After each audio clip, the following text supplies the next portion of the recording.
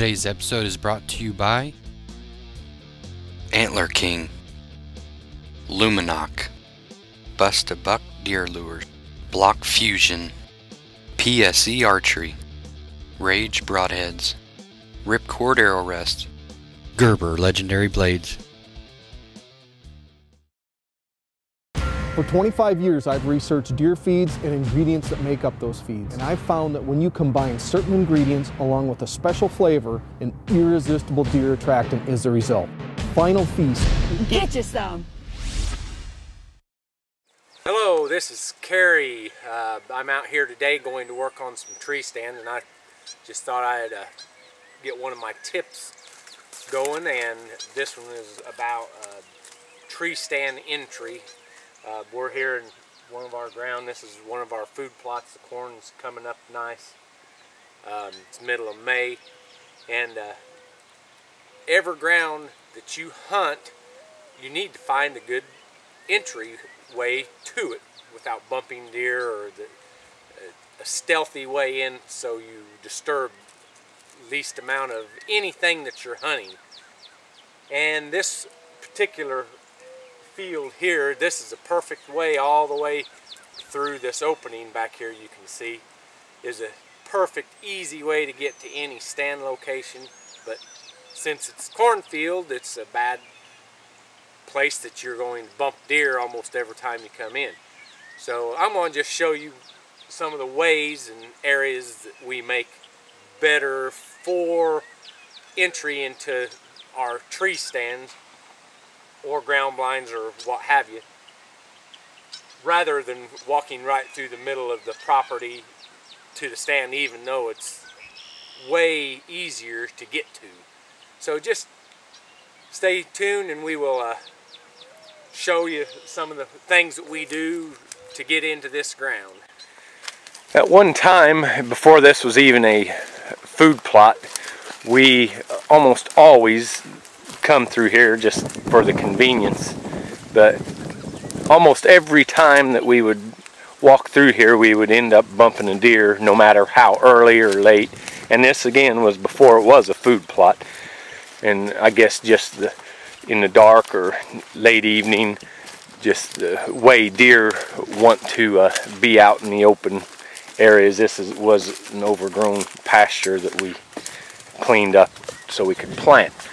So we inevitably had to find a better way into all of our stands, and essentially we basically quit hunting this center pasture and basically are only hunting the edges, and that increased our sighting of deer, turkeys, coyotes, everything, just because of our better way into it. And this year, a new stand we did put in this tree here that I'm showing you, and because there's several deer that we did not have an opportunity at because they were always crossing here, and this will be, we will hunt it very little, but have a good chance to get some of them. We probably only hunted about 5 times, just once again to stay out of this core area. And this is our backfield. The only time we do come in here is when we have to extract an animal we get. Another thing that we do here for stand entry, right through here, back this way, is the edge of our property. We do on both sides here, but I keep a mowed path all the way the whole length of the property. I mean, I do it right before the opening of the season, so you have a good clean entryway. You don't leave scent on weeds. You don't have to, it's pretty clean. I take sticks out and stuff, so it's, you can really get a fast entry and quiet and come any direction depending on wind, and get in, get set up fast, and it really helps, and even deer use it. And we basically hunt right on this path, and it goes opposite direction behind the camera. It goes this way, just all four directions.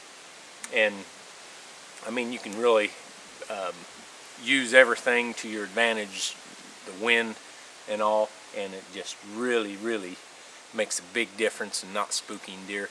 And we don't typically hunt this ground only during the rut, and I mean the activity in here. So this is just another thing that we really like to do, or I guess I do most of the work. But anyway, just always try to figure out whatever ground's different. You can't enter always the optimum on some, but another thing you need to keep in mind, and every time we get any new property to hunt, it might take us 2 to 4 years to come up with the best entryway, on depending on how the deer are traveling. I mean, just your you have to just keep changing until you quit bumping deer on your way in, and come up with the best possible strategy for each ground, and it will pay dividends big time once you come up with the best way. Talking more about entry, this is the opposite end of the field where our path going this direction is coming through, and back there is the field we had walked through. And I'm going to zoom up and you can actually see the my truck parked out by the road, and that's basically the way we used to walk through, and now we don't, just so we don't bump deer and what have you whenever we're coming in. So it works out a lot better, even though it is convenient, because I'm standing right here by another one of our stands that we set up in quite frequently and have killed numerous big bucks from it. And I'm going to scan over here, and this is the way we typically come in. Our stand is right up in through here. And one last thing on tree stand entry is the tree exit, because it's just as important not to bump deer when you're leaving an area as it is entering. So pretty much when you're leaving, you know where all the deer are, so it's pretty easy to not bump them when you're exiting.